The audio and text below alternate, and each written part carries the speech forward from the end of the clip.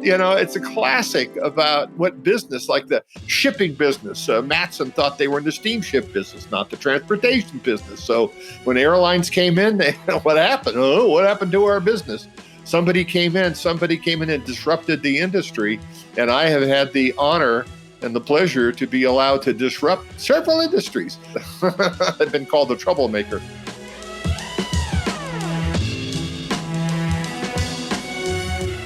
Before any world-changing innovation, there was a moment, an event, a realization that sparked the idea.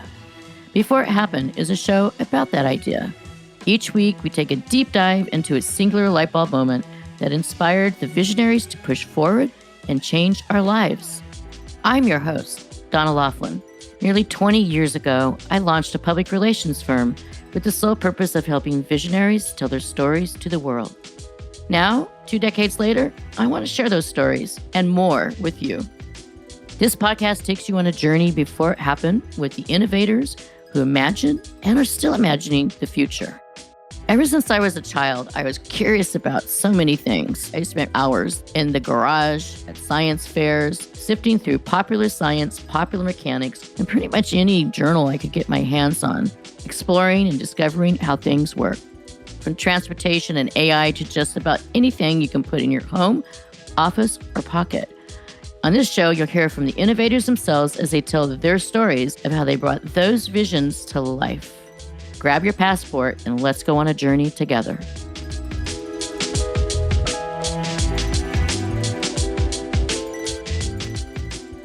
On today's episode, we're going to meet one of the most important Silicon Valley innovators you've probably never heard of. Alcorn was a disruptor before anyone had ever heard of disruptors. In the 1970s, he was the man behind Pong, the first ever commercial video game. He later created the first in-home video game console for Atari.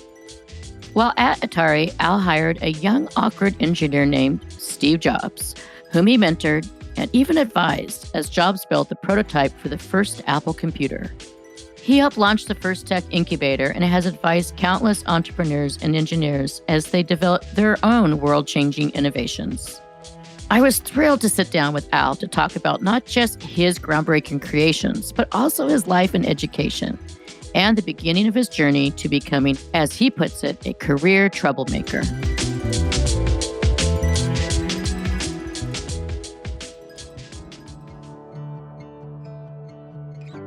Alcorn was born and raised in the heart of the Bay Area, in San Francisco's famed Haight-Ashbury district. But this was before Haight-Ashbury became known as ground zero for the 60s counterculture. Al says his Haight-Ashbury of the 1950s and early 60s was a wonderful place to grow up. His parents were divorced and his father was often away, traveling as a merchant marine. From a very early age, his parents noticed Al had a special talent for fixing just about anything. I was always interested in how things work constantly. And so I was taking things apart and breaking things and fixing things. And my father decided to enroll me in a correspondence course from RCA in radio and television repair.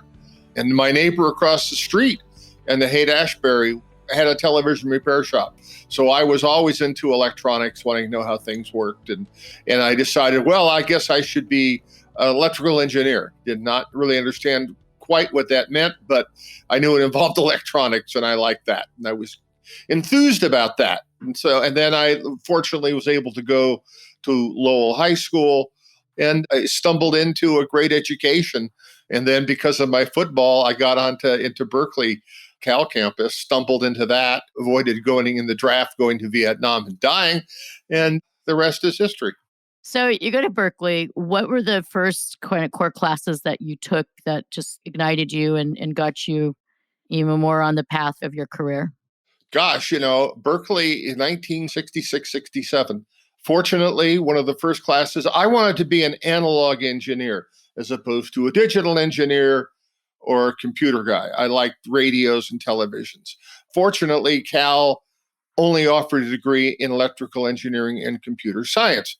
So one of the first class you had to take as an engineering student there was a course called EE1, which was programming. and it was programming on a mainframe computer because that's all that existed.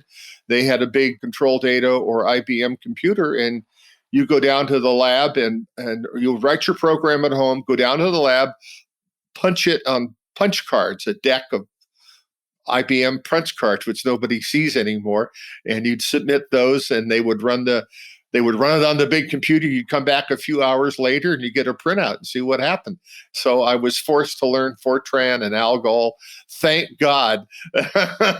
So understand the concept of programming, even though I'm not really a programmer. So that got me going. And of course, the physics that they taught at Berkeley was fabulous. And I found that fascinating.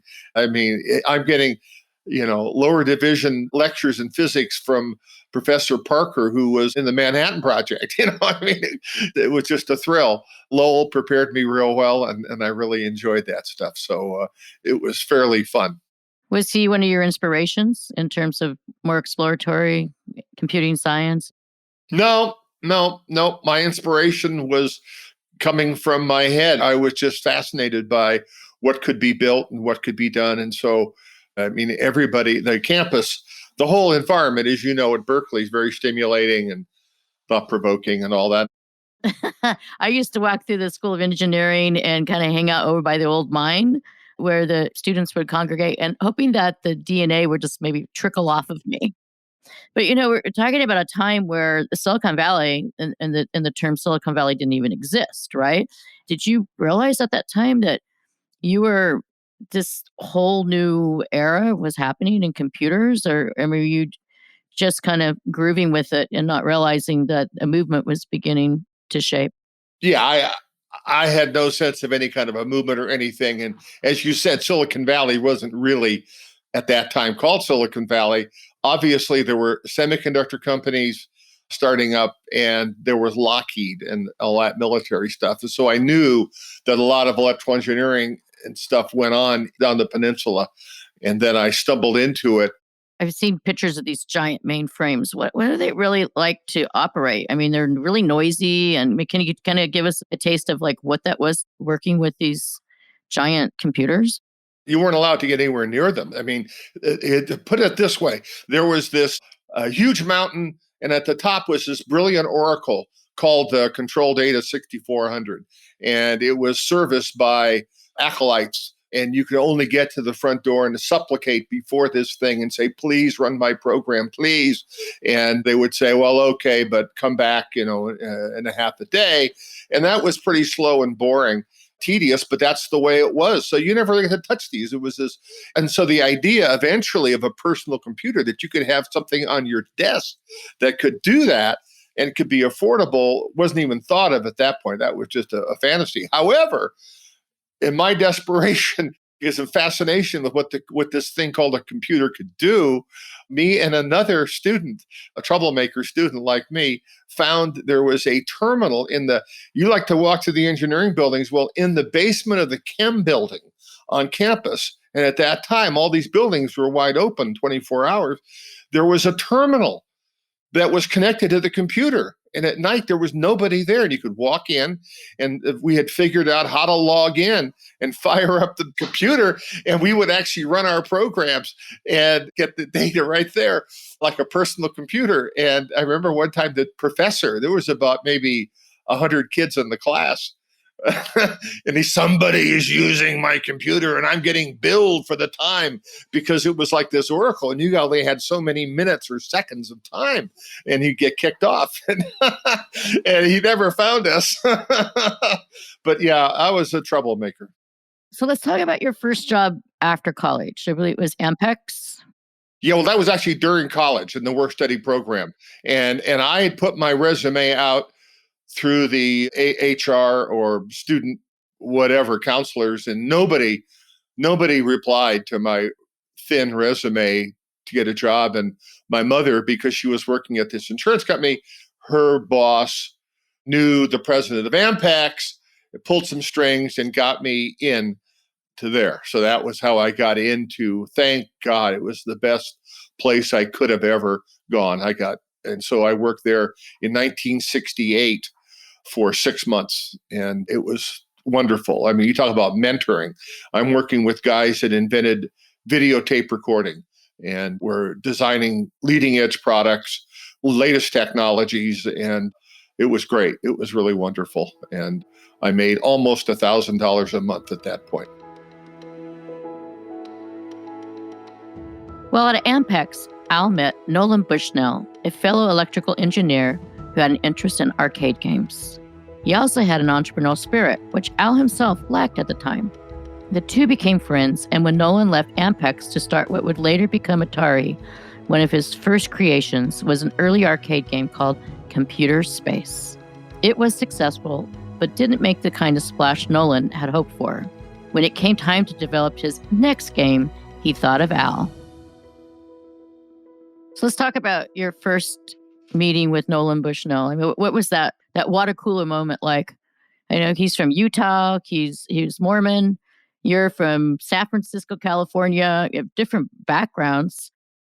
Oh, yeah. I was halfway to being a hippie.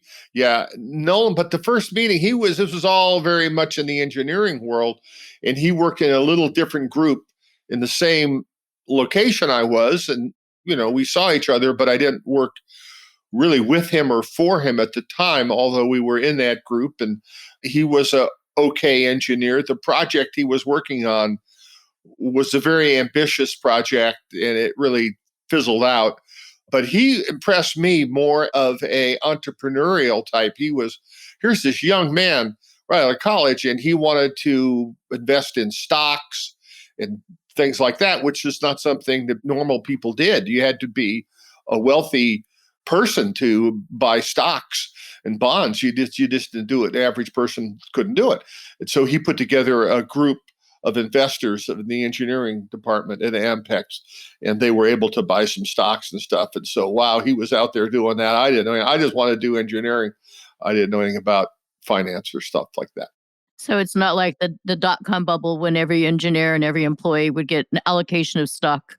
No, in fact, stock, that was a very interesting thing at that time. Stock and stock options were something that rich people had, the upper class had, and the worker bees didn't get that. And that was, if you read the history, that was the big deal at Fairchild, which caused the spin out.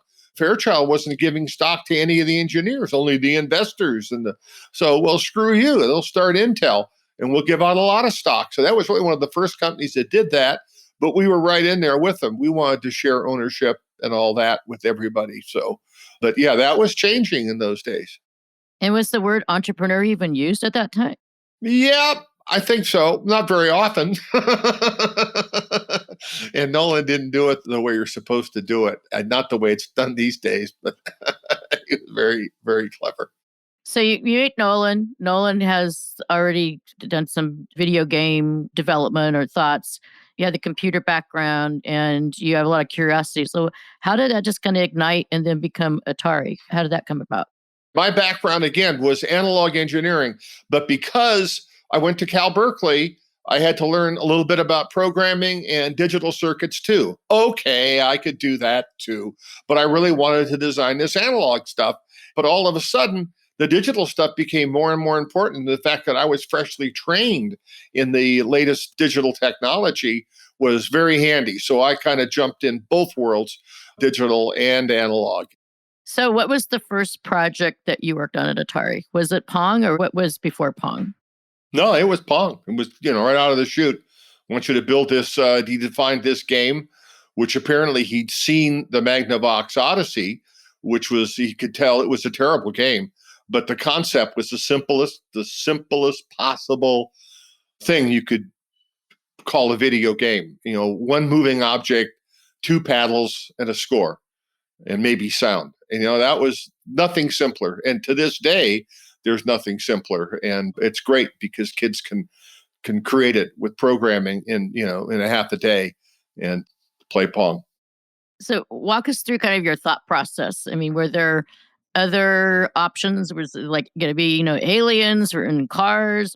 Oh, no. What I think happened. Okay. So Nolan, I'm 24 years old. I'm naive. I don't know anything about the coin-op business or any of this stuff, but I'm a good engineer. And Computer Space was modest success. I think they sold maybe 1,000 machines.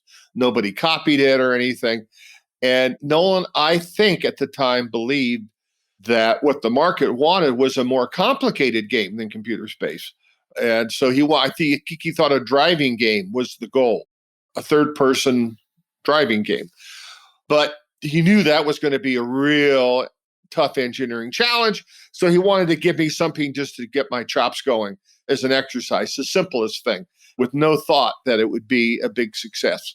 Of course, he lied to me and told me that he had a contract with General Electric and that we're going to build his game. It was going to be a home game, which meant the cost had to be around $50 in parts, something like that. And I thought that was really ambitious. But look, I'll just start building this thing the way I would build it and see what happens and see how far I get. And that's how I approached it. And never occurred to me that nobody from General Electric ever called or wrote a letter or came by. It was all a lie, but hey, it wound up working out. So, what was the period of time between the whiteboard or chalkboard conversation to first 001 Pong? The first sign of life of a playable game was probably about 2 months, 2 or 3 months. Started in June of 72, at the end of June. So by August, July, whatever, we had something up and running.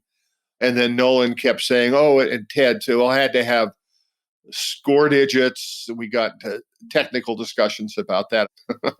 And then we kept adding things to it because I believed it was going to be a game to be played. And if you just had the ball bouncing back and forth, it was no fun. It was extremely boring. And so you add speed up. So after a few hits, it goes faster. You do various things to make it playable. And the parts count and the cost was way beyond what was ever going to be a home video game. So I'm kind of depressed because it's, in a way, it's kind of a failure. Yeah, I got it to work, but it's going to cost like $100, $200 in parts.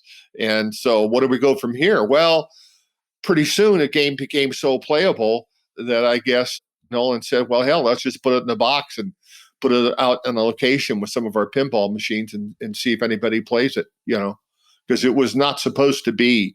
In Nolan's mind, I don't think he thought anybody would really play it much. What was that experience like when you physically saw the idea and then the actual arcade console come together and play it yourself? What was that feeling like? I guess the moment was when we put it out on location and somebody actually came up that didn't know me. It wasn't a friend or humoring me. It's a beautiful game, and played it. And it was like, wow, somebody actually put money in this thing. Cool. And you put the first Pong game in a bar called Andy Caps? Yeah, sure. We put it out there at Andy Caps, the bartender, the owner, the Bill Gaddis, and he was a good guy. And if something went wrong, he'd give us a call, and he was on our side. And I remember putting it out on top of in that box.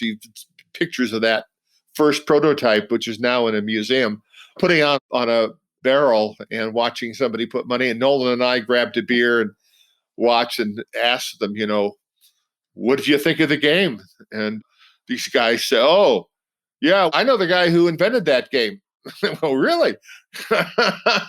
I said, save the bullshit for the girls. It was kind of a little bit of a fraternity moment, right?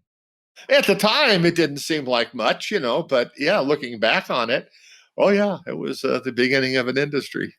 Let's talk about Atari a little bit more. So you surrounded yourself by hippies in San Francisco. You go to Berkeley, and then Steve Jobs responds to an ad in the San Jose Mercury News, the way I understand. Can you share a little bit? What was that, this young hippie walking in the door? What was that moment like? And what was he hired for? Well, this was back, I think in 1973. Our offices by this time were in Los Gatos, California. We were the most fun place to work in Silicon Valley at that point in time, one of the coolest places to work, I guess. And so we would get people coming in to talk, to work. And I was 24, 25 years old. And I get these experts come in and want to work.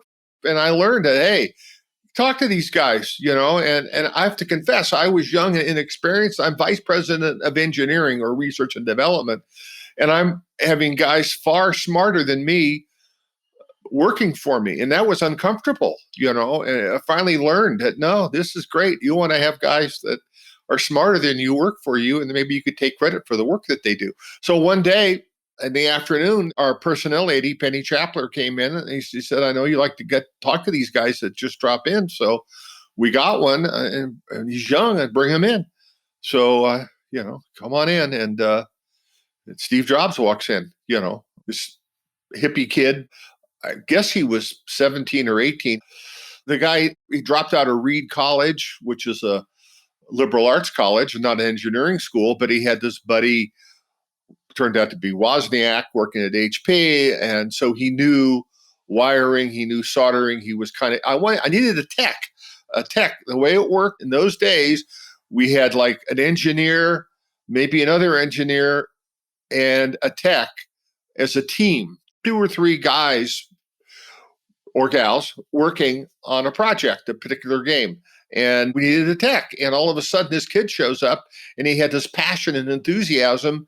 And I figured, God, he's got to be cheap if he's that age and he's a hippie. So we'll hire him. And the passion, this passion the kid had. And if you're going to hire somebody for a janitor or any position, passion is really important. And thank God I hired him. Jesus Christ. And there's not very many people going to say that they actually hired Steve Jobs and became their mentor. Was Wozniak hanging out, coming by for lunch too? Yeah, Woz worked at Hewlett Packard. And Hewlett Packard was a real company. They had office hours and stuff like that. And we weren't. So Jobs didn't get along with the engineers that well for various reasons. He would criticize them and whatever. And so he finally worked out a deal where he would come in after hours, after 5 o'clock, and work all night. Fine with me, as long as the engineer he was working with, Don Lang, didn't mind. And his buddy Woz worked at Hewlett Packard and would come over at night to hang out with Steve, with Jobs at Atari. A manufacturing facility was in the back. And we would have like maybe 50 to 100 machines on the floor, arcade machines, burned in, being built and tested. And if somebody would play them while they were being burnt in, that was great, because maybe you could find a fault or a defect which would get fixed before it got shipped.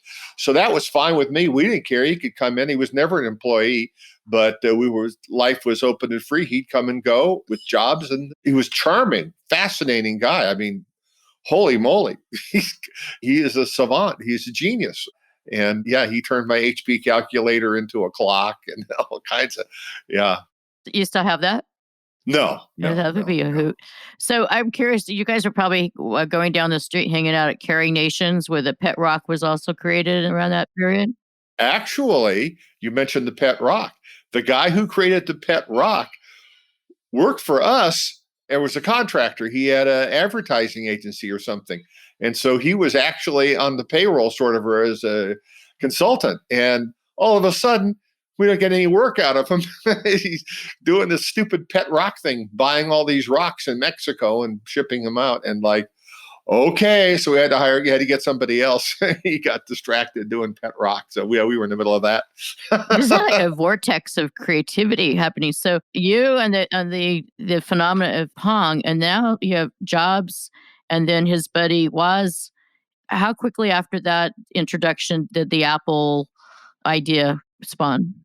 Well, it didn't happen right away. Jobs, after working for me for about 6 months, Jobs comes in and says, I'm going to quit or time off or whatever. I'm going to go to India to meet my guru. I said, fine, right, if you get work. So he goes off to India for, 3 or 4 months dealing with their guru. And one day, Ron Wayne, one of my engineers, said, hey, Steve's back. I said, Steve who? He says, Steve Jobs. Says, oh, yeah, I remember him. Yeah, cool, bring him in. So he trots in, and he's wearing a saffron robe, shaved head, barefoot, Hare Krishna, full tilt. And he comes in, and I'm going, wow. And he gives me a Baba Ramdas book, Be Here Now, and says, hey, can I have my job back? I said, sure. Why not? Yeah. And that started his second career, so to speak, at Atari.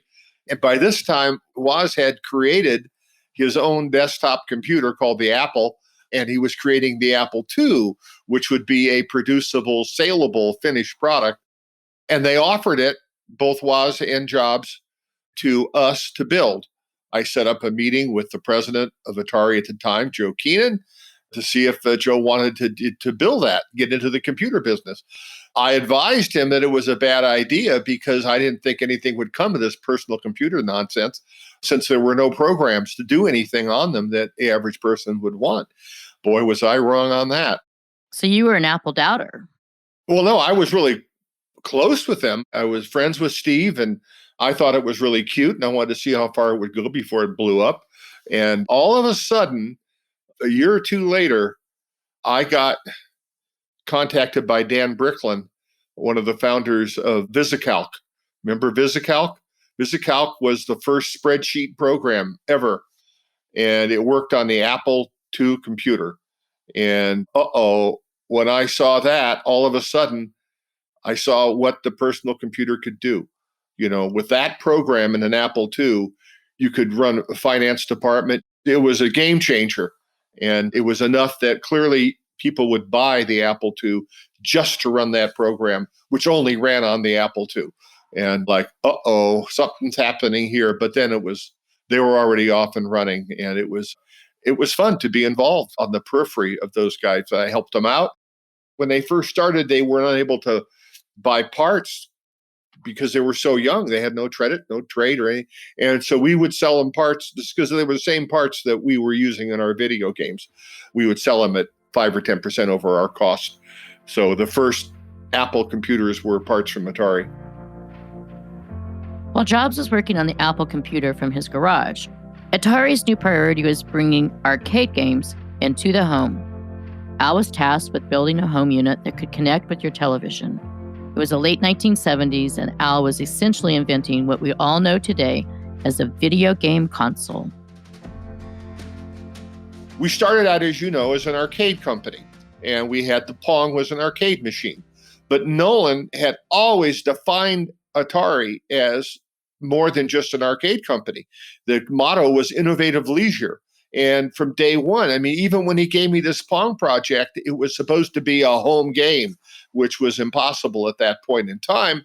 But that was in his mind. And so, whereas the dominant manufacturer of coin-operated entertainment, Bally, making pinball machines and driving games and such, they were in Chicago, had been doing it for 30 years. They defined themselves as a coin-operated game manufacturer.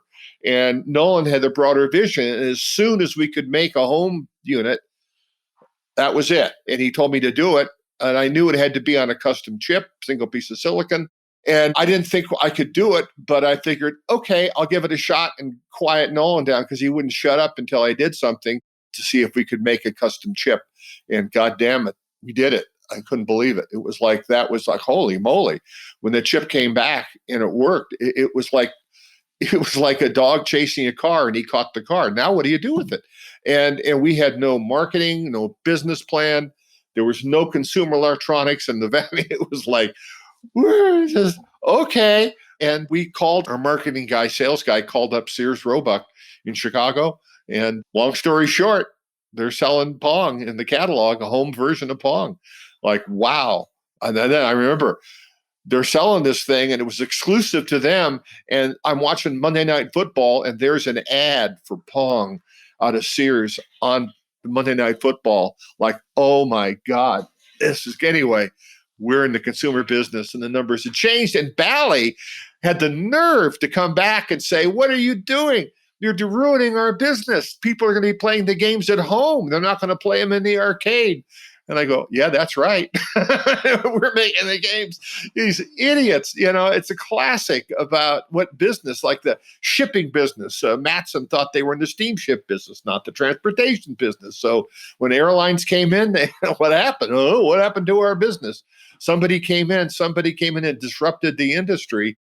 Wow. So eventually you sold to Warner Communications and you ended up leaving the company.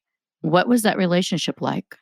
The honeymoon was fine for a year or two, but by 1980, they had put their own management in from the East Coast, and Atari's sales soared to the $1 billion region on the Atari VCS, something that was designed before Warner took over.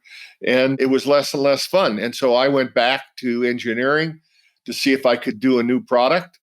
The way Silicon Valley works and innovation works, that if you don't obsolete your own products with new products, somebody else will. It's very fast moving. You can't just sit there. And this was the problem. The East Coast guys, Ray Kassar, he thought, well, once you have this Atari VCS, it'll just sell for decades. I'm like, no, no, no, no, no, no. You've got to have the next one. You got to put yourself out of business, because if you don't, somebody else will. I want to jump to and talk a little bit about some of the incubators that you work with. So you've had this amazing career. You've kind of influenced and mentored the founders of Apple along the way. And then you go into this phase where you're involved in Catalyst Technologies.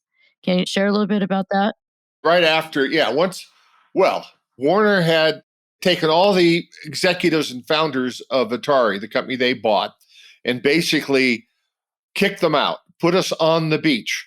So we were being paid full salary and everything not to show up until we had the only kind of non-compete that was enforceable in California, because as you may know, non-compete contracts are not enforceable in California. Anyway, they had one that worked, and so we were going to be free from the contract in mid-'83. So about mid-'82, Nolan starts fomenting what we're going to do when this thing expires. So we were all revved up, and we actually started before me. What's Warner going to do? They're going to sue us? That would look good in the paper. So anyway, Nolan started an incubator, one of the first incubators, maybe the first, called the Catalyst. We called it the Rust Bucket, in this 2-story rusty building. And there were numerous companies. ETAC, the first in-car car navigator, was invented there. I was involved with that a little bit. I started a company called Kuma, which would sell video game in reloadable cartridges, so you could take them into a kiosk, like a video game, plug your cartridge in, and download a new product into it without having to buy a new cartridge. It was a more cost-effective and easier way to distribute video games. It also solved the retailer problem of what games to stock, because they didn't know what would sell, and so there was a lot of excess inventory. But then I worked at Apple. I got hired at Apple as an Apple fellow, and I would not have worked at Apple if Steve Jobs was there. I really didn't want to go through that. He was my employee. I was not want to be his, but he was gone, and they offered me a good deal, and it was exciting. And I was in research and development, and I'm not a research engineer. I didn't think I was. I just built things and made them work, and I was more entrepreneurial type of engineer, I guess.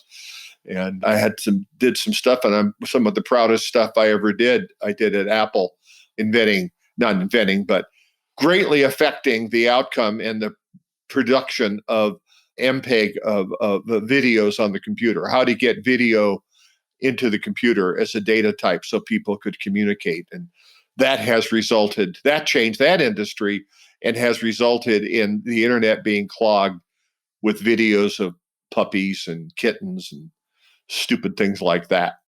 What year did you go to Apple? I went in 84, 85, I don't remember, and left in the late 80s. I was there about 4 years. That was like when the Lisa came out? No, it was after. It was after that. Macintosh had already been a product. It had come out. Yeah, so I joined that. So you're one of the few who could actually say that you hired Steve Jobs, so that multiple years later, you went back and you were an advisor and employee. Yeah. Beware of the enemies that you make. You may be working for them. After Steve left Apple, he created Next. Were you ever involved with that company? No, I was not involved at all in that. In fact, when he was starting that up, I was being recruited at Apple. I already accepted a position as Apple fellow. Steve Jobs called my home. My wife answered, and he wanted to talk to me. And he said, "Where's Al?" And she said, "Oh, he's working at Apple." And he went, no shit, and hung up. And that was the last I spoke to him. I think he wanted to hire me at Next, but now I was working for the enemy. When you look back on all the things you've done in your career, what are you most proud of? I think what was what I'm proudest of is that I was allowed through my career, for whatever reason, to disrupt a bunch of industries. And one of the other ones was the slot machine business. Did you know about that? No, tell me about it. Oh, yeah. I got a call one day from Dave Morse, who was an angel investor who had started Amiga. You've heard of the Amiga computer and that stuff. And he said, hey, let's start a company and get the slot machine business. And I had looked at them when we were at Atari, but the regulations for getting in there were just ridiculous. And so we gave up on that. But at this point now, we had money, we had investors, and we could do it. And long story short, I put a team together, and we started a company called Silicon Gaming and changed the way slot machines are made. And all the machines on the floor in the casinos in Vegas now use that technology. When we came into the business in the late 90s, slot machines were 3 reels spinning behind glass. And we changed it to a graphic display with video and multimedia and sound and made it an entertaining thing. And we had to get the regs changed and all that. So that was really an exciting experience to go into that industry and really disrupt that industry. I have a question about user experience, because obviously the engagement and user experience with Pong, right? And then the evolution of Apple, and then what you just described with slot machines. User experience is so important. So how did you learn about user experience being an engineer? Very good question. This is a big problem that most people don't realize. And I first became aware of it at Atari, doing arcade games.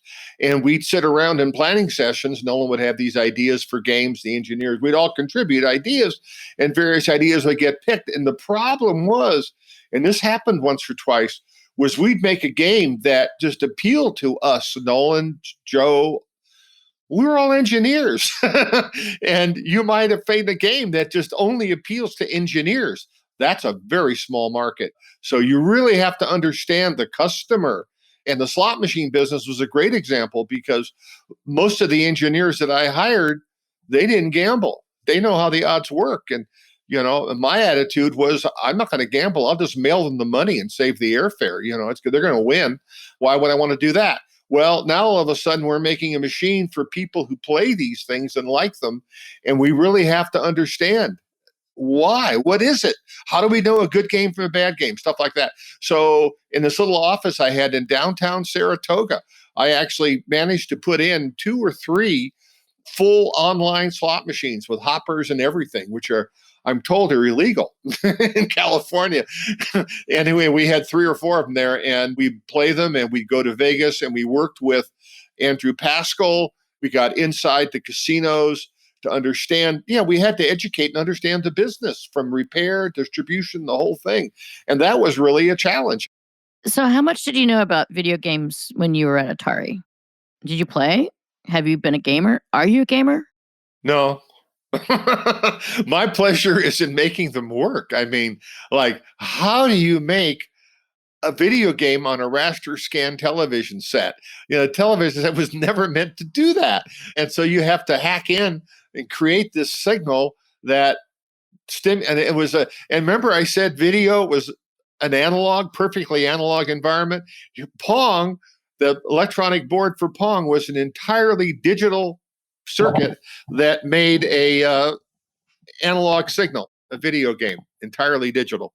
So yeah, it crossed boundaries. It was misbegotten. A funny story. One time I was at one of these old-time coin-op arcade conventions, the old-time early games, and I was invited to attend, and I'm there, and there's I see an original Pong arcade machine sitting there, and there's a young man playing it. I'm guessing he was 10 or 11, playing it by himself. So I went over and I said, hey, I'll play with you. And so I'm playing with him and I'm beating him. And I said, at one point I was the best Pong player in the world. And he looked at me. He said, no. I go, yeah, I was the only Pong player in the world. So I read that Nolan said that Pong was a social lubricant. What does that make you then? You're the sperm donor and the father of all games? The KY jelly of the video game industry. I mean, you got to think about it. When Pong arcade game was first introduced, the machines in the environment in the coin-operated entertainment business were cigarette machines, pinball machines, and driving games. And the pinball machines were decorated with, naked ladies and that kind of stuff, and very garish. And Nolan said, no, no, no, no. I want it to be very staid and conservative so it can go into restaurants and stuff. They're not going to put a pinball machine in a nice restaurant. So that's how it came out. And all of a sudden, it became a game that women could be as good as men, and it could be a social thing. And if you think about it, Pong is one of the few, if not the only, video game ever produced that required two people. There's no one-player mode in Pong. So it required two people. So yeah, I think one of the reasons for its success was that women could play it, and didn't have to be a biker or something to play the thing. So I think that was part of it. Now, you started a hackathon for kids, which is really cool. Is that something you're still doing? Well, that thing, because of COVID, it's really in hiatus. So no, I'm not. I'd love to do it again. It's really fun. I want to give back. So tell me about the program and how you inspired kids to think like you do. Well, the idea is not to teach.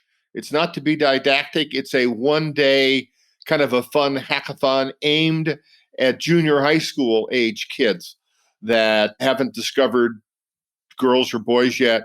And we want to simply give them the opportunity to be successful and create something in that field, either a game in software, solder up a board, create an environment, do a 3D printing, anything. And so we successful engineers in Silicon Valley join together.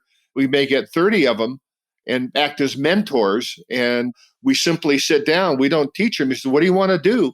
And let's get started. Let's make some mistakes, and we'll show you how to be successful.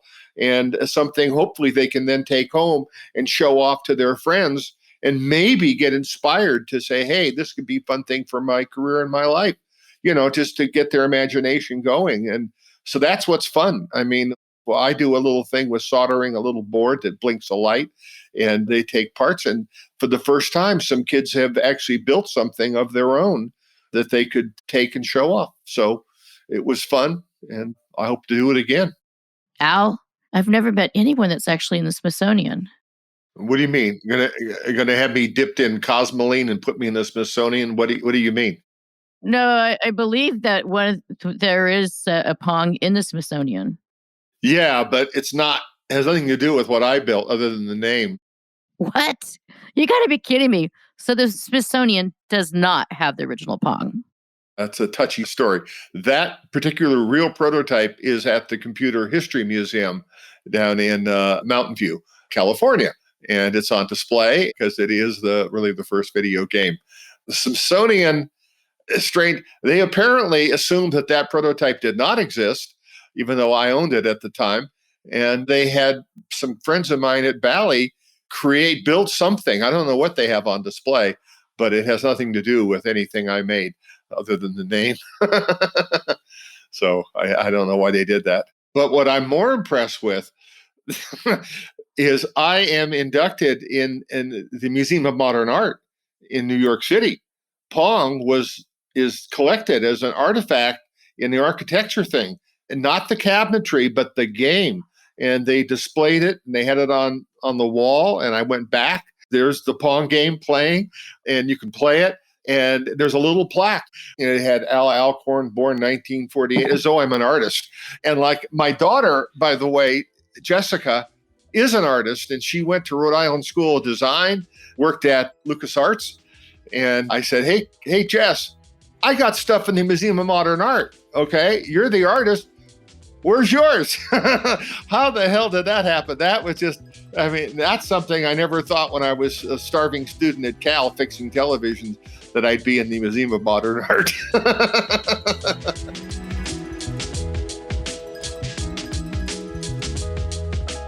That was Alcorn. Despite the impact he's had on the tech industry over the last 40 plus years, he remains remarkably humble about his career. He credits pretty much all his success to luck. None of it was part of some master plan he had hatched as a kid. Al says he was simply exactly in the right place at exactly the right time.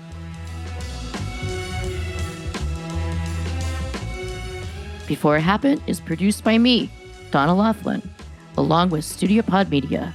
The executive producer is Katie Sunku Wood, and all episodes are written and developed by Jack Buer. Our show coordinator is Deanna Morency, with additional editing and music provided by Noda Lab.